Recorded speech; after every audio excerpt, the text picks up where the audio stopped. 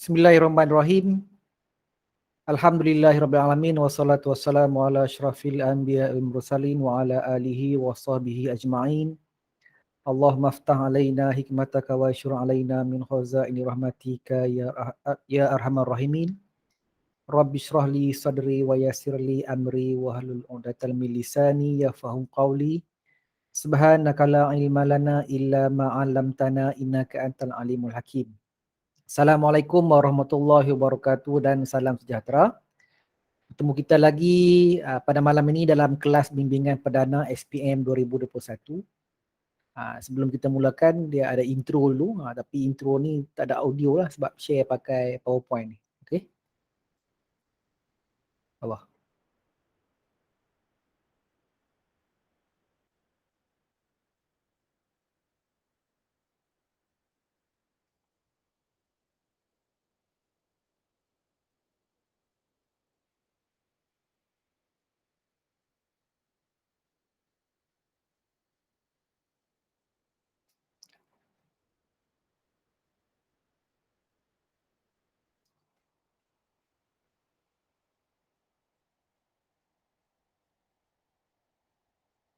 Okey, so malam ini, hari ini Khamis 28/10/2021.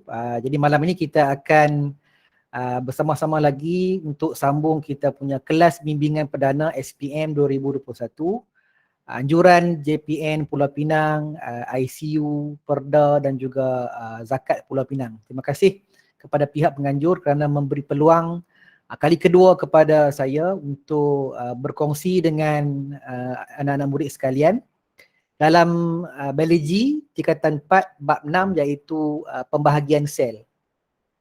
So 3 orang lagi sahabat saya, guru Cikgu Irma, Cikgu Cikgu Rohiza dan juga Cikgu Adilah telah berkongsi beberapa tajuk biologi SPM dalam kelas bimbingan perdana SPM yang lepas-lepas. Jadi antara tajuk yang belum lagi dikongsi dan juga tajuk yang menjadi bab ataupun bab yang menjadi soalan favorite dalam soalan SPM adalah pembahagian sel. Sebab apa? Sebab dia adalah basic kepada bab pembiakan dan juga basic kepada bab pewarisan. Jadi dia ada kesinambungan antara pembahagian sel, pembiakan sel, pembiakan ataupun pembiakan seks dengan pembiakan seks tu. Kemudian pewarisan. Jadi kalau soalan keluar dalam SPM pun kemungkinan dia akan, satu soalan tu dia akan bergabung antara tiga-tiga bab lah. Mungkin digabungkan pembahagian sel dengan pembiakan, mungkin juga digabung pembiakan dengan pewarisan, ataupun digabungkan pembahagian sel dengan pewarisan. Okey. So untuk malam ni disebabkan bab ini adalah bab yang basic dalam biologi dan saya percaya ramai murid-murid sekalian yang memang dah menguasai dengan baik bab 6 iaitu pembahagian sel ni. Jadi malam ni kita teruskan kepada perbincangan soalan. Okey. Jadi sebab dia senang sangat, jadi perbincangan soalan. Walaupun senang sangat, jadi malam ni kita akan tengok macam mana soalan itu, macam mana kehendak soalan, kemudian macam mana kita nak menjawab kehendak soalan. Jadi kita sekarang ni, saya cikgu pasti semua murid-murid memang sangat-sangat menguasai bab 6 pembahagian sel. Sebab dia adalah bab tingkatan 4. Okey. Kalau malam ni yang sertai kita punya kelas malam ni adalah pada tingkatan 4, memang dia lagi masih fresh lah bab 6 ni. Kalau tingkatan 5 dia mungkin boleh buat ulang kaji untuk malam ni. Dan cikgu pasti tingkatan 5 pun memang sangat mahir. Sebab bila dia masuk bab pembiakan dan juga pewarisan, memang bab pembahagian sel ini menjadi bab yang basic untuk dia ingat kembali untuk menjawab soalan yang berkaitan dengan pembiakan dan juga pewarisan. Okey. So untuk malam ni jika ada apa-apa soalan yang nak ditanya ataupun cikgu tanya soalan dan murid-murid nak jawab soalan. Okey. Boleh jawab di ruangan komen, di ruangan chatting tu. Kemudian ataupun kalau nak jawab secara lisan, boleh angkat tangan, klik saja ikon angkat tangan bawah tu. Okey, dia akan keluar notification. Kemudian cikgu akan berikan laluan untuk pertanyaan. Jadi tak perlu tunggu sampai habis kita punya kelas ni baru nak tanya, jangan. Sepanjang perkongsian cikgu ni, jika ada soalan terus dia tanya sebab takut lupa nanti. Okey. Sesiapa yang menyertai live streaming yang tak join kita punya secara live dalam kita punya Google Meet ni, hanya melalui live streaming, boleh tanya di dalam grup Telegram Tips Biology SPM. Grup Telegram Tips Biology SPM. Okey. Dia punya nama laman dia adalah type dekat browser tu http // tu t.me, itu untuk short form tu Telegram kan, t.me/tips biology SPM group, TIPS, tips biology dalam BM lah, BIOLOGI SPM group, GROUP group.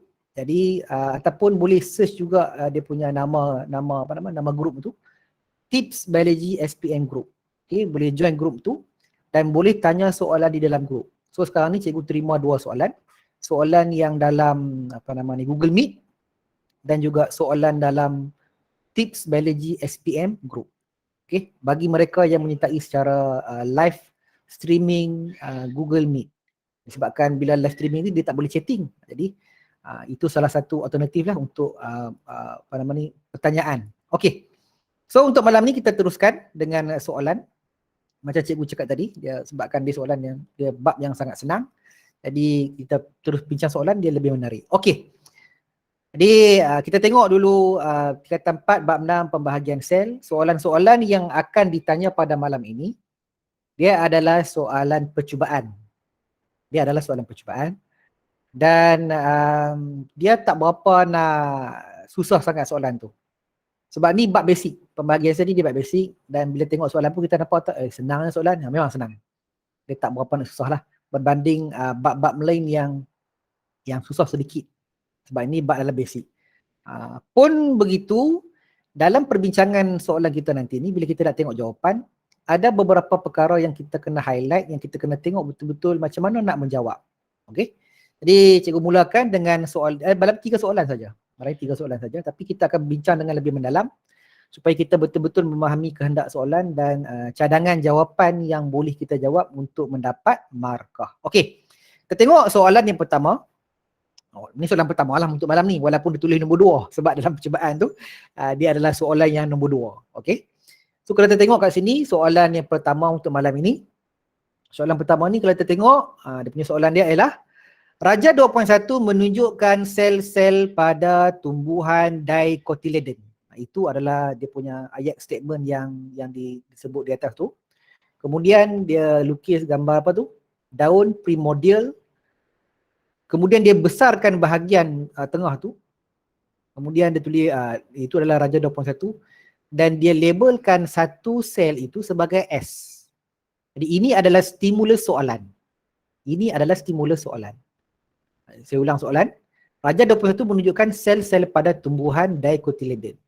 Okay, jadi kita nampak okey sekarang ni dia seolah-olah macam tajuk tumbuhan. Sebab dia tengok tisu tumbuhan. Tetapi dalam sel tumbuhan itu dilabelkan sebagai S, salah satu sel dilabel sebagai S. Kita tengok soalan. Soalan dia adalah namakan jenis sel pada Rajah 2.1. Ya Allah, senangnya soalan. Sebab apa? Dia soalan yang pertama. Bila dalam satu soalan, pecahan soalan yang pertama ni, iaitu soalan 2A1 ni, dia adalah soalan yang senang lah. Ni adalah soalan aras mengingat. Soalan dia adalah namakan jenis sel pada Rajah 2.1. Cuba tulis di ruangan komen. Cikgu nak tengok apa jawapannya. Ya Allah, senangnya soalan ni. 1 markah sahaja. 1 markah soalan confirm soalan aras rendah. Cuba tulis di ruangan komen nak tengok apakah jawapan dia. Apakah jawapan bagi soalan 2A1 iaitu soalan namakan jenis sel pada Rajah 2.1. Nak jawab dalam grup Tips biologi sikit pun boleh, dalam chatting pun boleh. Anyone? Ada siapa nak jawab? Nak kena bagi nama. Tak tahu, ada yang sel tumbuhan. Terima kasih Sufian. Sel tumbuhan. Okey, terima kasih Sufian. Adakah betul jawapan sel tumbuhan? Dalam soalan ni, jawapan Sufian seolah-olah menjawab sebab dia, soalan dia kata namakan jenis sel. Tu sel haiwan, sel tumbuhan. Macam tu kan? Okey. Adakah itu mendapat markah? Sebab kalau kita tengok soalan kata namakan jenis sel.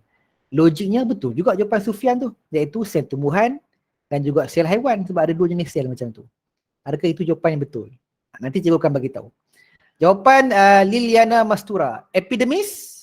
Okey. Kemudian Liliana jawab epidermis. Adakah dia adalah apa nama ni, sel epidermis? Sebab kita tengok susunan itu, epidermis macam mana susunan dia.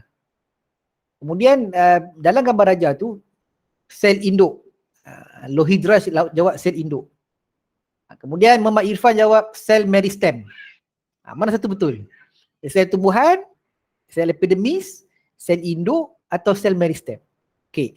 Bila kita nak jawab soalan dalam peperiksaan ni, pertama kita kenal pasti dulu soalan itu bab apa.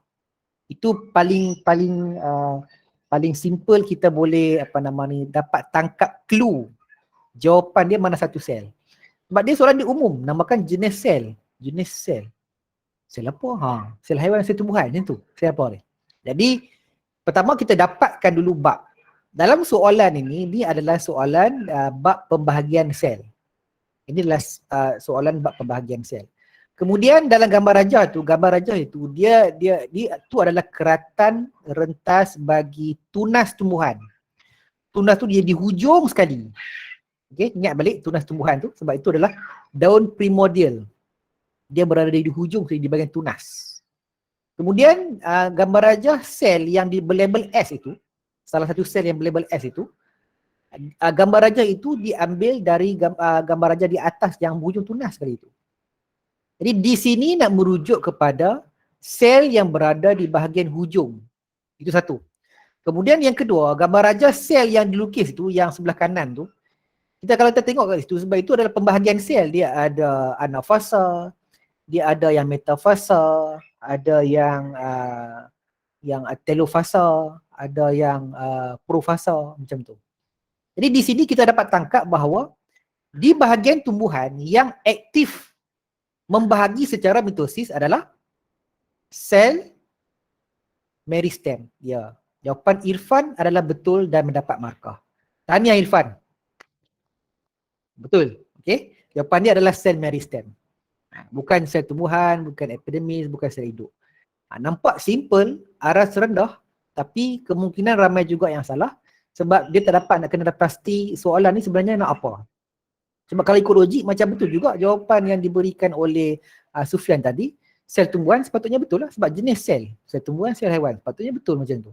Tapi sekarang ni berbalik kepada soalan dia lebih kepada bab pembahagian sel dan dia merujuk kepada hujung tunas pokok itu, jadi dia adalah sel meristem.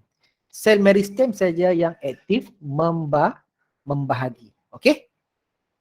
Seterusnya, soalan yang kedua. 2A2. Nyatakan ciri-ciri pada sel tersebut. Cikgu ulang soalan. Nyatakan ciri-ciri pada sel tersebut. 2 markah. 2 markah, nyatakan ciri-ciri. Nyatakan ciri-ciri pun dia aras rendah. Dia soalan aras mengingat. Soalan minta ciri. Apakah itu ciri? Ciri merujuk kepada struktur. Ciri merujuk kepada struktur. Sekarang ni, soalan dia tanya nyatakan ciri-ciri pada sel tersebut. Kemudian markah yang diperuntukkan adalah 2 markah. Ini bermakna kita kena letakkan minimum 2 ciri. Minimum 2 struktur yang ada pada sel tersebut. Cuba jawab di ruangan komen. Cikgu akan komen jawapan. Cikgu akan komen jawapan dan cikgu akan ulas sebelum cikgu tunjukkan jawapan yang betul. Cuba tulis di ruangan komen. Liana Mastura kata sel-sel disusun rapat. Sel-sel disusun rapat, adakah itu ciri-ciri pada sel tersebut? Kita refer balik soalan A1 tadi, dia adalah sel meristem. Apakah ciri sel meristem? Itu point dia. Apakah ciri sel tersebut tu dia merujuk pada sel meristem? Apakah ciri sel meristem? Adakah disusun rapat-rapat sel meristem? Adakah itu ciri sel meristem? Nanti cikgu akan ulas balik yang tu. Muhammad Irfan jawab bentuk tetap. Okey. Semua sel tumbuhan berbentuk tetap. Semua sel tumbuhan berbentuk tetap. Jadi kalau semua sel tumbuhan berbentuk tetap, kenapa soalan ini dia hanya mengkhususkan soalan kepada sel tersebut, iaitu sel meristem. Jadi kita kena cari ciri yang khusus pada sel meristem dan tidak ada pada sel tumbuhan yang lain. Itu hint dia. Itu dia punya apa nama ni, kita kata trik dia macam tu. Nyatakan ciri-ciri pada sel tersebut. So sel yang kita rujuk ini sekarang ni adalah sel meristem. Dan kita cari sel ciri pada sel meristem, struktur pada sel meristem ataupun anatomi. Dia akan sebut ciri ini, dia refer kepada anatomi lah. Kalau fungsi dia refer kepada fisiologi. Sekarang apa anatomi pada sel meristem yang khusus pada sel meristem dan tidak ada pada sel tumbuhan yang lain. Yang susun rapat ni dia lebih kepada epidermis tu ya. Dia susun rapat. Sebab epidermis dia sebagai apa nama ni, perlindungan kepada sesuatu organ ataupun organisme. Jadi memang disusun rapat. Jadi sebenarnya itu tidak refer kepada khusus kepada sel meristem. Bentuk tetap tadi pun cikgu dah komen dah, iaitu semua sel tumbuhan bentuk tetap. Sebab sekarang ni kita nak bezakan sel meristem dalam tumbuhan dengan sel yang lain. Jadi jawapan dia, yang lain ada yang nak jawab? Belum kita apa nama ni, menjawab dengan tepat jawapan. Senang ni. Mudah dibentuk. Mudah dibentuk ni rebung. Mudah dibentuk ni rebung. Orang kata melentur buluh biar dia rebung je kan. Mudah dibentuk ni rebung. Adakah sel meristem mudah dibentuk tu? Mudah dibentuk ni dia tidak refer kepada ciri sel. Dia refer kepada organ dia lah kot. Macam organ dalam buluh tu rebung yang mudah bentuk. Okay, tak boleh dijawab macam tu. Saiz bernukleus besar. Terima kasih Irfan, betul. Yang ini yang membezakan sel meristem dengan sel tumbuhan yang lain.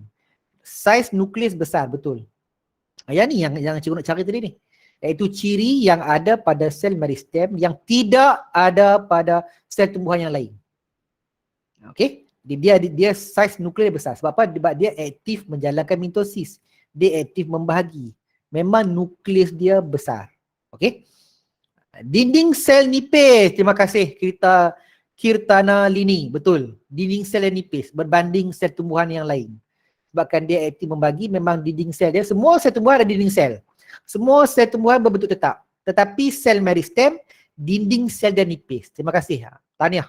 Kirtana Lini. Liliana Mastura jawab, kalau vakuol kecil, betul. Vakuol kecil pun dia adalah ciri pada sel meristem. Betul Liliana Mastura, betul. Sama ada kita kata vakuol kecil atau tiada vakuol. Dia ada dua pilihan tu lah. Jangan kita buat, jangan dalam exam kita buat slash, jangan. Itu pantang larang dalam exam. Kita buat tiada vakuol slash vakuol kecil contohnya. Memang dua-dua jawapan itu betul. Tapi tanda slash tu itu tidak boleh diletakkan dalam exam. Untuk bio, subjek dia cikgu tak pastilah. Mungkin boleh letak slash tu untuk merujuk pada bahagi kan, tapi bio tak boleh. Buat perkataan, buat slash tak boleh. Jangan sesekali. Sebab dia ada meaning apa nama ni, dalam pemeriksaan kertas tu dia ada meaning slash tu. Jangan letak apa nama slash tu lah. Okey, jadi jawapan kat sini yang cikgu pilih ialah tiada vakuol. Liana jawab vakuol kecil pun betul. Yang jawapan cikgu tiada vakuol pun betul.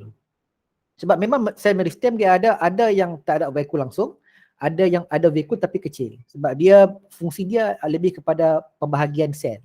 Dia bukan fungsi dia untuk menyimpan makanan sangat. Sebab tu vakuol dia kecil atau dia tiada vakuol. Nukleus bersaiz besar. Sitoplasma padat.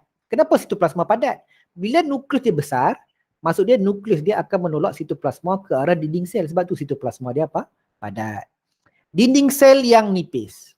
So dalam jawapan ni ada 4 ciri. Dia ada vacuole, nukleus bersaiz besar, sitoplasma padat dan dinding sel yang nipis. Jadi maksimum berapa markah? 2 markah. Dapat 2 markah untuk jawapan yang macam ni. Sebab apa? Sebab ada 4 ciri yang ditulis. Soalan tak minta berapa ciri. Soalan hanya tanya nyatakan ciri-ciri pada sel tersebut. Bagilah lebih, jangan bagi cukup-cukup 2. Sebab soalan tak minta bilangan. So kita bagi 4 sekurang-kurangnya kalau kita ada silap dalam jawapan kita tu, sekurang-kurangnya poin lain tu boleh backup. Okey, jawapan tambahan oleh Sufian. Hanya terdapat pada hujung akar dan pucuk. Hanya terdapat pada hujung akar dan pucuk ni boleh juga, boleh. Kalau ikut logiknya boleh. Cumanya, macam cikgu cakap tadi, bila soalan tanya ciri, dia lebih kepada struktur, anatomi. Apa yang ada dalam sel tersebut. Kalau kita kata hanya merujuk kepada hujung akar dan pucuk itu betul. Tapi itu pada pandangan cikgu lah, pada cikgu, mungkin cikgu salah juga. Itu merujuk kepada sel tisu meristem. Tisu ni dia banyak-banyak sel kan. Banyak-banyak sel itu dia berada di hujung pucuk dan banyak-banyak sel itu juga berada di hujung akar.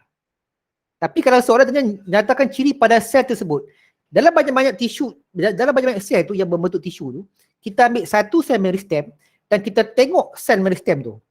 Apa ciri yang ada pada sel meristem tersebut? Jadi kita nampak dia apa? Tiada vacuole, nukleus saiz besar, sitoplasma padat, dinding sel yang nipis. Jadi kita dah fokus kepada anatomi sel. Tapi kalau kita tengok dengan lebih jauh, sel tadi akan berbentuk tisu. Bila kita tengok dengan lebih jauh, baru kita nampak kata, oh, tisu meristem ni, dia ada dekat hujung pucuk dengan hujung akar. Bila kita punya pandangan itu jauh sedikit daripada sel tadi tu. Nampak tak? Jadi cikgu tak kata salah jawapan Sufian tu. Kemungkinan juga betul. Tetapi kalau nak letak point itu, kita letak point tambahan. Maksudnya, dah buat 4 ciri ni nak letak tambahan. Kemudian kita kata sel ini hanya terdapat pada hujung akar dan pucuk. Boleh lah. Jadi, tapi point yang lebih baik, point yang cikgu sebut tadi tu. Dia refer kepada satu sel, kita tengok anatomi ataupun struktur yang ada pada sel tersebut. Itu yang dimaksudkan dengan ciri-ciri. Okey? Cikgu harap boleh faham cikgu punya penerangan panjang tersebutlah. Okey. Kemudian, soalan seterusnya. Berdasarkan Raja 2.1, namakan jenis sel pembahagian yang berlaku. Cikgu ulang soalan. Berdasarkan Raja 2.1, namakan jenis pembahagian sel yang berlaku. 1 markah. Ya Allah, senangnya soalan. Cuba jawab di ruangan komen. Apakah jawapan ni? Mitosis. Terima kasih Liliana. Aktif menjawab ni. Cikgu doakan Liliana. Semua yang menjawab ni semua dapat A plus dalam SPM. Amin. Semua yang menjawab ni. Bukan kata Liliana seorang je. Ramai Atikah pun dah jawab. Sufian, Kritalini, Irfan, Lohidraj. Okey. Jadi jawapan dia adalah mitosis. Senang sangat. Sebab sel meristem. Takkan meiosis kot kan meristem. Tak logik. Meristem, meiosis mesti dekat bunga. Sebab bunga adalah organ pembiakan tumbuhan. Okey, senang sangat soalan 1 markah ni pun. Okey. Kemudian kita tengok pula soalan yang seterusnya, iaitu soalan B2. Untuk soalan B2 ini, peringkat S merupakan satu peringkat dalam pembahagian sel di B1 di mana gentian gelendung mengecut. Terangkan pelakuan kromosom pada peringkat S. 2 markah. Cikgu ulang lagi sekali soalan. Peringkat S merupakan salah satu peringkat dalam pembahagian sel di B1. Tadi B1 kita jawab apa? Mitosis. Soalan ini dia jadi soalan yang dependent. Dia soalan yang depend, soalan yang bergantung. Bila soalan yang bergantung, kalau B1 tadi kita jawab meiosis, kita salah, betul? Soalan B2 kita lah jawab apa sekalipun memang salah lah. Sebab B1 kita salah. Soalan B1, B2 dia tanya apa? Peringkat S merupakan salah satu peringkat dalam pembahagian di sel B1 di mana gentian gelendung mengecut.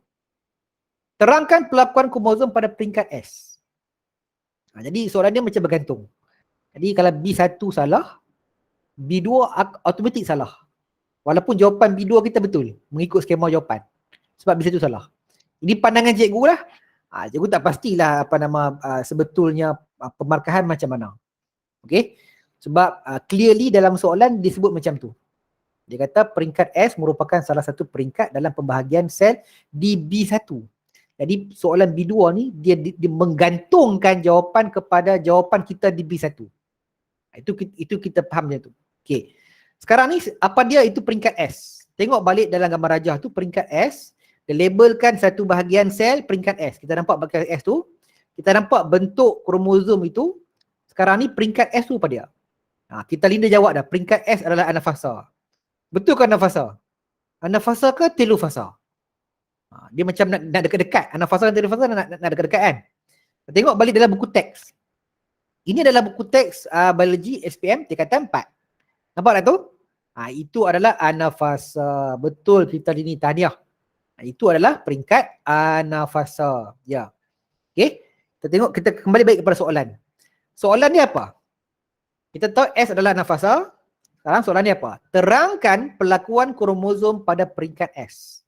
Terangkan pelakuan kromosom. Chromosomal behavior. Apakah pelakuan kromosom pada peringkat anafasa? 2 markah. So, mesti ada minimum 2 poin yang menceritakan tentang pelakuan kromosom pada peringkat anafasa. Liliana Masura jawab dah. Kromatid berpisah ke kutub bertentangan. Kromatid berpisah ke kutub bertentangan. Itu baru satu. Soalan 2 markah. Jadi mesti minimum 2 poin. Itu baru 1 poin. Okey.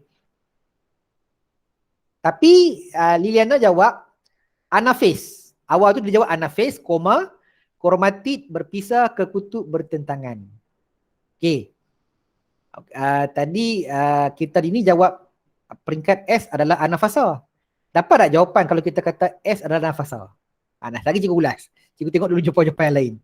Liana, okey, cikgu silap tadi. Liana ada 2 poin lah. Sebab pertama dia kata anafase. Kemudian jawapan kedua dia kata kromatid berpisah ke kutub bertentangan. So dia ada 2 poin. Pertama dia sebutkan nama peringkat. Yang kedua dia sebutkan pelakuan kromosom. Okey. Irfan pula jawab.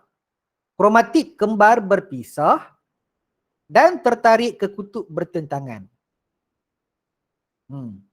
Apa yang membezakan jawapan Irfan dan Liliana Mastura ni ialah Liliana Mastura kata kromatid berpisah ke kutub bertentangan. Irfan kata kromatid kembar berpisah dan tertarik ke kutub bertentangan. Nampak tak? Perbezaan di situ tambahan perkataan kromatid kembar berpisah. Okey? Apa? Kita tengok dulu. Liliana jawab lagi, kromatid menjadi kromosom anak. Kromatid menjadi kromosom anak. Okey. Adakah dapat jawapan? Untuk jawapan-jawapan yang dikemukakan dalam ruangan chatting tu, dapat jawapan ataupun tidak? Okey, kita tengok balik soalan tadi. Kita tengok jawapan yang cikgu buat. Peringkat S adalah anafasa. Cikgu baca dulu sebelum cikgu ulas jawapan yang cikgu tulis di ruangan chatting slide ni. Sentroma membahagi 2. Titik.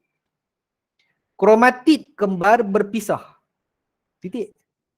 Gentian gelendung memendek. Titik. Kromatid kembar bergerak ke kutub bertentangan. Titik. So dia. Ada berapa tu? Okey. 1 ayat, 1 poin. Peringkat S adalah anafasa, poin pertama. Sentroma membahagi 2, poin yang kedua. Kromatid kembar berpisah, poin yang ketiga. Gentian gelendung memendek, poin yang keempat. Kromatid kembar bergerak ke kutub bertentangan, poin yang kelima. So ada 5 poin. Okey, cikgu nak ulas tadi yang cikgu sebut anafasa tu dapat markah ataupun tidak. Sebab yang jawab anafasa adalah Liliana Mastura dan juga Kita Nalini. Dapat markah ataupun tidak. Okey. Dia macam ni. Cikgu tak mau ulas panjang macam mana pemarkahan diberikan untuk apa nama ni, soalan dia complicated sikit lah untuk ni. Cuma cikgu akan bagi jalan yang paling selamat untuk menjawab. Okey. Bila kita jawab kat sini, dalam soalan dia hanya labelkan peringkat S. Tidak dinyatakan apakah nama peringkat S. Dan tidak ada soalan, kata ini soalan yang kedua kan. Soalan pertama dia tak tanya pun. Dia tak tanya tentang apakah peringkat S, tak tanya pun. Tapi dalam soalan ni, dia tanya terangkan pelakuan kromosom pada peringkat S. Jadi skop ataupun kehendak soalan ni, dia hanya nak kita terangkan pelakuan kromosom pada peringkat S. Dia tak tanya langsung tentang apakah nama peringkat S. Apa maksudnya? Maksudnya macam ni. Kalau soalan berbentuk macam ni. Kalau soalan berbentuk, apakah peringkat S? Tanda soal. Itu adalah soalan aras rendah. Jadi jawapannya apa? Peringkat S adalah anafasa, titik. Jawapan itu adalah jawapan aras rendah. Soalan tadi adalah soalan aras rendah. Sekarang ni soalan yang kedua ni ialah terangkan pelakuan kromosom pada peringkat S. Ini soalan dia. Soalan ni maknanya aras rendah jugalah ni. Tetapi bila kita jawab peringkat S adalah anafasa, adakah jawapan itu menjawab kepada persoalan tentang terangkan pelakuan kromosom pada peringkat S?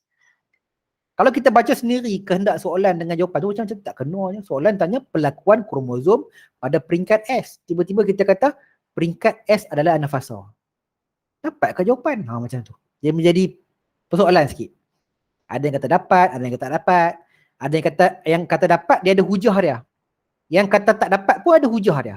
Sama ada dia gunakan hujah tentang tidak mengulang poin dalam soalan, ataupun dia menggunakan hujah bahawa konstruk dia tak sama. Konstruk soalan minta lain tapi konstruk jawapan tu lain. Ada hujah macam tu. Cikgu tak mahu hujah yang tu sebab itu bukan hujahan yang kita perlu explain panjang kepada calon SPM. Cuma yang cikgu nak sebut kat sini ialah soalan ini 2 markah.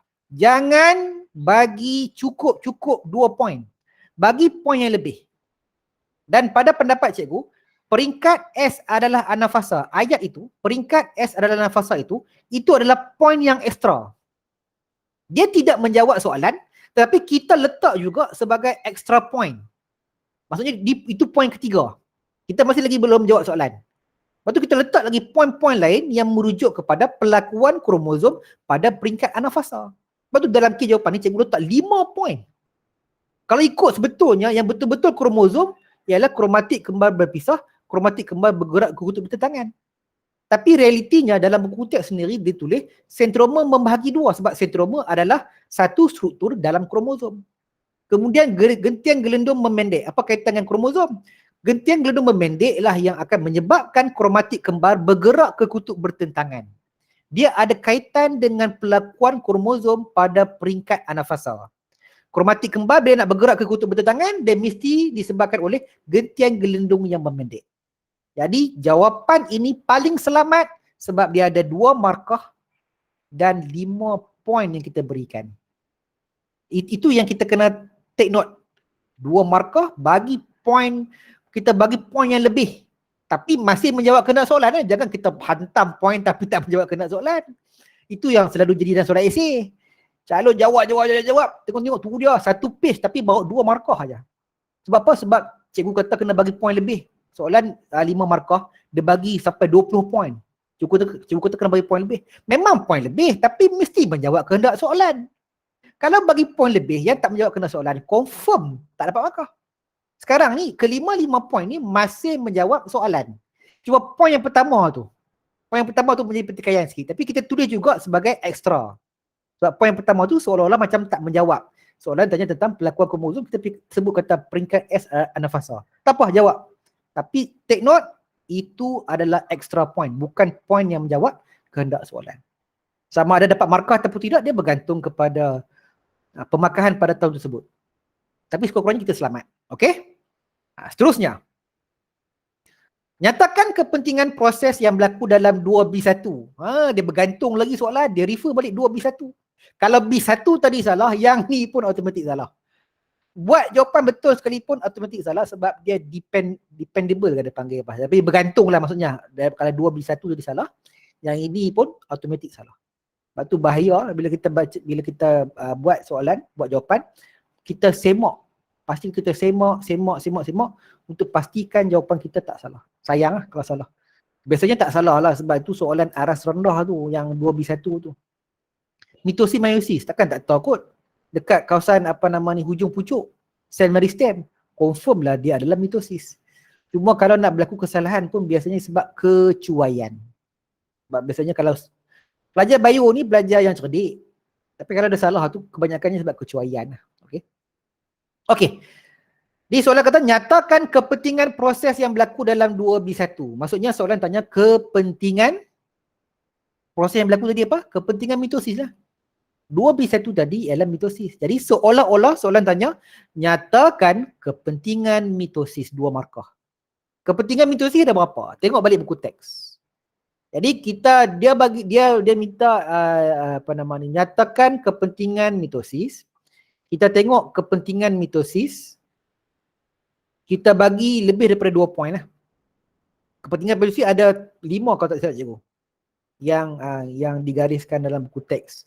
Kalau tengok dalam DSKP pun dia bagi 5 juga. Kalau tak silap lah. 5 kepentingan tu. Jadi kita letak lah. Nak letak 5 pun boleh. Nak letak 2. Kalau yakin 2 tu betul, letak 2. Tapi nasihat cikgu, jangan letak 2, letak lebih daripada 2. Cuba tulis di ruangan komen. Apakah kepentingan mitosis? Cuba tulis di ruangan komen. Senangnya ni, soalan ni 2 markah ya. Ni pun soalan aras rendah ni. Semua aras rendah. Padahal soalan trial ni, soalan trial tahap tinggi kan ni. Mungkin sebab ada soalan nombor 2 kot. Kalau soalan nombor 3, soalan nombor 4, soalan nombor 5 tu dia dah start banyak soalan aras tinggi dan soalan kebat. Muhammad Irfan jawab, ganti sel rosak, meningkatkan bilangan sel, benarkan pertumbuhan berlaku. Terima kasih Irfan. Okey, komen cikgu. Ganti sel rosak tu betul. Meningkatkan bilangan sel tu dia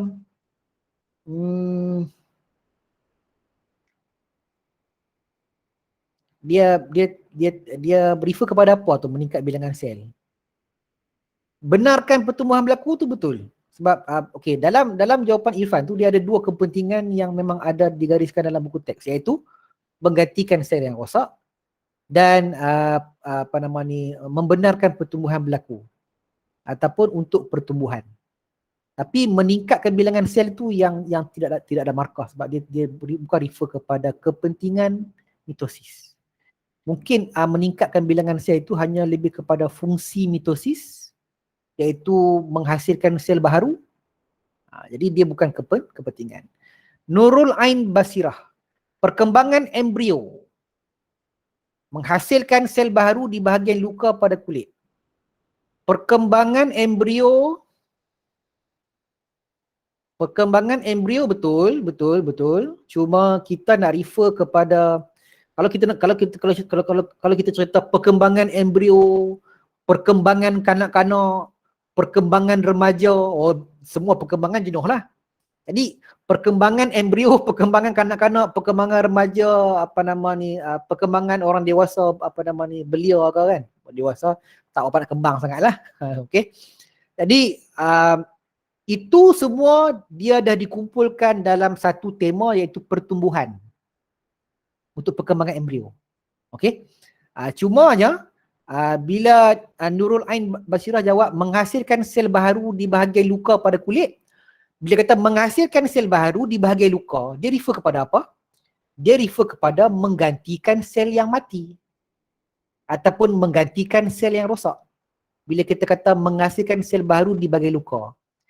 Jadi bukan ayat Nurul Ain tu salah, tak. Cuma bila kita nak jawab tu, kita cari keyword, istilah dalam biologi yang digunakan untuk refer kepada sesuatu tajuk ataupun sesuatu topik. Dalam kes soalan ni, kalau kita refer balik buku teks, ni buku teks. Buku teks dia gariskan, dia tulis itu keperluan mitosis. Perkataan keperluan dalam biologi membawa maksud yang sama dengan kepentingan. Sebab tu kalau kita tengok pasir SPM, ada soalan yang tanya, nyatakan keperluan mitosis contohnya. Ada juga soalan lain dalam SPM dia kata nyatakan kepentingan mitosis. Tahun ni tanya keperluan, tahun ni jangan kepentingan. Tapi dia dua benda yang sama. Kepentingan dan keperluan adalah sinonim. Sama juga dengan perkataan fungsi dan peranan. Kadang-kadang ada tahun dia keluar nyatakan dua fungsi bla bla bla bla bla. Tahun yang lain pula dia kata nyatakan peranan bla bla bla bla. Peranan ni apa dia? Peranan dan fungsi adalah sinonim, dua benda yang sama. Dia bermain dengan perkataan. Tapi kita faham keperluan itu merujuk kepada kepentingan, peranan itu merujuk kepada fungsi. So dalam buku teks dia kata apa? Nampak tak? Dia kata bagi perkembangan embrio dan pertumbuhan organisme, mitosis memastikan pertambahan sel yang pesat dapat berlaku. Ini di-refer kepada pertumbuhan. Tapi dalam contoh yang diberikan dalam buku teks adalah perkembangan embrio. Tapi di-refer kepada tumbuhan. Daripada embrio, bayi, kanak-kanak, remaja, semua itu refer kepada pertumbuhan. Kemudian yang kedua, dia tunjuk gambar cicak. Cicak itu dia kata menghasilkan ekor yang baru, iaitu penjanaan semula. Penjanaan semula itu dia punya keyword dia tu. Sebab dia bagi contoh cicak, tapi penjanaan semula berlaku pada sebarang organisme yang mampu melakukan penjanaan semula seperti tapak Sulaiman, starfish. Okey? Jadi itu tema dia, penjanaan semula. Yang ketiga, mitosis membantu organisme seperti hidra menghasilkan individu baru melalui pembiakan tunas. Itu apa dia tu? Tema dia adalah pembiakan aseks. Pembiakan tanpa gamet. Dia bagi contoh hidra. Sebab apa? Dia bagi contoh pembentukan tunas. Ada contoh lain pembiakan aseks ialah belahan dedua dalam ameba. Jadi tema untuk kepentingan yang ketiga adalah pembiakan aseks. Tapi contoh yang diberikan adalah pembentukan tunas dalam hidra. Kita boleh bagi contoh belahan dedua dalam ameba. Kita beri contoh lain, contoh apa lagi? Apa-apa saja contoh yang refer kepada pembiakan aseks. Kemudian yang keempat, apa dia tu? Apabila kecederaan berlaku pada badan kita, mitosis akan menghasilkan sel-sel baru menggantikan sel yang mati atau rosak. Jadi tema dia adalah menggantikan sel yang mati atau sel rosak. Tema yang kelima, ditunjuk itu teknik pengkulturan menggunakan sel stem daripada haiwan yang kemudiannya dikultur dalam makmal untuk menghasilkan daging. Ini dia punya tema dia adalah sel stem untuk menghasilkan dalam kes ni daging sintetik. Dia daging sintetik. Kemudian terapi stem menggunakan sel stem daripada sumsum tulang bagi merawat rawan yang rosak. Itu pun tema dia adalah sel stem. Cuma dalam kes ni dia bagi dua contoh. Pertama dari segi rawatan, untuk rawatan tulang rawan yang rosak. Yang kedua, sel stem yang digunakan untuk menghasilkan kultur daging ataupun daging sintetik ni lah. Daging buatan. Okey. Kemudian dalam bidang pertanian, teknik pengkulturan tisu tumbuhan digunakan untuk menghasilkan anak-anak pokok melalui pengkulturan sel-sel induknya tanpa melalui proses persenyawaan. Tema dia adalah kultur tisu. Teknik pengkulturan tisu. Tissue culture. Jadi itu adalah kepentingan ataupun keperluan mitosis. Jadi kita jawablah mana-mana daripada semua tu. Takkan nak buat ke-6 tu. Ambil lah contoh kat cikgu bagi sini. Menghasilkan sel baru untuk pertumbuhan. Tema dia adalah pertumbuhan. Dan menggantikan sel-sel yang rosak atau mati. So dua. Cikgu letak kat sini dua tema ataupun dua point untuk menjawab soalan. Macam cikgu cakap tadi, kalau boleh letak lebih daripada dua. Jadi pasal cikgu letak dua, jawapan cikgu letak dua, suka hati cikgu lah. Okey. Tapi kalau calon letak lebih daripada dua. Jangan duk ikut jawapan cikgu. Buat extra lebih lah. Cikgu malas nak buat banyak-banyak lah, cikgu buat dua je. Okey. Kemudian jawapan kita ini, mitosis menggandakan bilangan sel tanpa mengubah kandungan genetik dan mengekalkan bilangan kromosom spesies dan memastikan bilangan kromosom yang sama diturunkan kepada anak. Jawapan Kirtanalini itu tidak merujuk kepada kepentingan mitosis. Boleh kita ini? Dia tidak merujuk kepada kepentingan mitosis.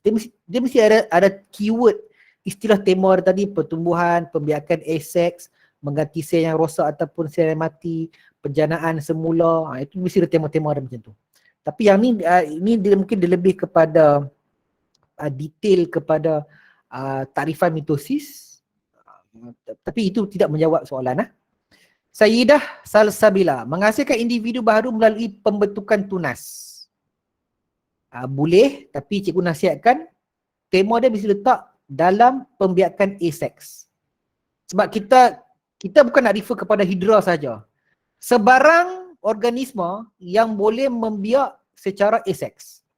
Hidra dibagi contoh dalam buku teks sebab hidra secara pembentukan tunas. Tapi ameba belahan dia dua. Paramecium belahan dia dua. Ada juga konjugasi. Tapi untuk asex belahan dia dua. Jadi kita nak refer tema, satu tema yang sama untuk pembentukan tunas, belahan dia dua, dalam keratan batang pokok, itu juga pembiakan asex. Pokok setawar kan, yang dia tumbuh daun tepi itu juga pembiakan asex. Jadi tema adalah pembiakan asex. Itu lebih tepat. Untuk perkembangan embrio organisma tadi juga disebut dah. Kita refer tema ni adalah pertumbuhan. Walaupun dalam buku teks dia fokus pada embrio saja, takkan embrio saja bertumbuh, habis kanak-kanak remaja pun takkan tak bertumbuh. Tema dia bertumbuh, tapi buku teks bagi contoh embrio. Menghasilkan sel baru untuk menggantikan sel yang rosak, itu betul. Muhammad Irfan kata hasilkan daging pula teknik pengkulturan. Dia teknik pengkulturan, tapi dia refer kepada sel stem macam tadi cikgu cakap dalam buku teks tadi kan. Apa tadi? Sel pengkulturan daging, kemudian dikultur dalam dia. Pengkulturan daging menggunakan sel stem daripada haiwan. Itu untuk jawapan yang itulah daging tu. Sufian kata menambah pertumbuhan organisma dan proses penjanaan semula sel yang mati. Menambah pertumbuhan organisma tu, menambah pertumbuhan organisma boleh lah. Macam pelik sikit menambah pertumbuhan organisma. Boleh tapi macam pelik sikit. Kalau biasanya kita buatlah kata untuk pertumbuhan organisma pun dah okey dah. Dan proses penjanaan semula sel yang mati. Penjanaan semula sel yang mati ni, penjanaan semula sel yang mati. Sebab tadi kita refer kalau kita kata menggantikan sel yang rosak dan mati. Tiba-tiba kita kata penjanaan semula sel yang mati. Dia jadi konflik sikit. Kita sebut penjanaan semula cukup, penjanaan semula, tak perlu sebut sel yang mati. Kemudian kalau kita rasa tak yakin dengan jawapan kita tu, kita boleh bagi contoh. Contoh itu dia bukan point yang ekstra, contoh itu mengukuhkan point kita tadi. Kita kata penting untuk penjanaan semula, seperti penjanaan semula ekor cicak. Jadi pemeriksa faham kata, oh okey, faham lah. Maksudnya dia bagi contoh, walaupun nampak macam 2 point, dia kata penting untuk penjanaan semula, seperti penjanaan semula ekor cicak. Jadi macam ada 2 point lah. Seperti itu memisahkan 2 point, tapi sebenarnya dia 1 point. Cuma poin kedua tadi yang diberi contoh seperti itu mengukuhkan poin yang pertama. Jadi tetap dapat 1 markah itu. Okey. Untuk pertumbuhan tumbuhan dengan penambahan bilangan sel. Pertumbuhan itu satu, penambahan bilangan sel itu tidak mendapat markah sebab itu bukan kepentingan. Mitosis memang nak menambahkan sel. Itu ialah fungsi mitosis. Dia menambah sel. Dengan perkhususan dia adalah sel itu dia akan ada bilangan kromosom yang sama, kandungan genetik yang sama. Cumanya bila kata kepentingan, dia menambah bilangan sel untuk pertumbuhan. Dia menambah bilangan sel untuk menggantikan sel yang rosak dan sel mati. Dia menambah bilangan sel untuk penjanaan semula. Dia menambah bilangan sel untuk pembiakan asex. Dia menambah bilangan sel untuk penghasilan teknik kultur daging melalui sel stem. Jadi kesemua tadi itu memang fungsi mitosis adalah untuk menghasilkan sel baru, iaitu untuk menambah bilangan sel. Cuma bila soalan tanya kepentingan, kenapa dia perlu hasilkan sel baru? Kenapa dia perlu tambah bilangan sel? Itu yang menjadi pecahan itu. Untuk ganti sel rosak ataupun sel yang mati, untuk pertumbuhan, untuk penjanaan semula, untuk pembiakan asex, bla bla bla bla bla. Okey? Itu kena faham, nak bezakan fungsi dan kepentingan. Okey. Atikah Humairah kata, maksudnya soalan ini bukan berfokus kepada tumbuhan ke? Soalan kata, nyatakan kepentingan proses yang berlaku dalam 2B1. Kita jawab 2B1 ialah mitosis. Jadi soalan dia hanya refer kepada itu.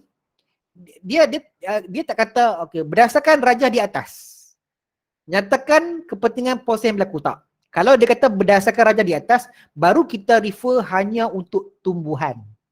Tapi sekarang ni soalan dia kata nyatakan kepentingan proses yang berlaku dalam 2B1. 2B1 itu jawab apa? Mitosis. Maka sebenarnya soalan ni tanya kepentingan mitosis. Bukan dia rigid kepada mitosis dalam tumbuhan. Terima kasih atas soalan Atika Merah. Bila terfikir pertanyaan tu, maksudnya kita clear, kata oh okey faham. Okey. Seterusnya. Soalan yang kedua. Okey, masa kita masuk soalan kedua. Okey. Raja 2 menunjukkan dua sel Raja 2 menunjukkan dua sel haiwan yang menjalani pembahagian sel X dan pembahagian sel Y. Ada labelkan sel X, sel Y. Okey. X tu apa dia? Y tu apa dia? Tengok balik. X itu, sebelum kita tengok soalan, kita sebaiknya kita labelkan stimulus dalam soalan tu supaya kita nampak kita nampak awal apa yang akan ditanya di bawah. Jangan baca soalan lagi. Bawah tu. Kita tengok dulu. X ialah metafasa. Kita hari ini jawab metafasa. Okey, betul. X metafasa. Y? Y apa dia? Y nak macam metafasa juga tu, kan?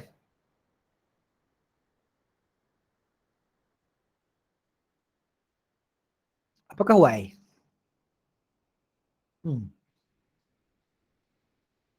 X metafasa tu betul. Jawapan oleh kita hari ini. Apa yang Y tu apa dia? Y itu sebenarnya apa dia? Ada orang boleh jawab. Y itu apa dia? Y sama macam X metafasa 1. Terima kasih Saidah Salsabila. Betul. X metafasa, Y metafasa 1. Betul. Sebab dia adalah kromosom homolog yang tersusun di sata khatulistiwa. Okey. Baru tengok soalan. Yang ni kalau kita nak buat X metafasa dengan Y metafasa 1 tu, kita tulis kat tepi tu sikit, dekat sel tu. Cukup sekadar itu. Sebab itu bukan jawapan kita nak take note. Okey. X metafasa, Y metafasa 1. Kita nak take note yang tu je. Soalan dia. Nampakkan jenis pembahagian sel X dan pembahagian sel Y A. Jawapan dia apa? X ialah apa? Y ialah apa? 2 markah. Soalan aras rendah. Soalan aras rendah sebab dia mengingat. Tengok balik X, apa dia? Tengok balik Y, apa dia? Jawab. X 1 markah, Y 1 markah. Dapatlah 2 markah untuk soalan ni. So jawapannya, apakah X, apakah Y? Apa nak jawab? Apakah X dan apakah Y? X mitosis, Y meiosis. Terima kasih, betul.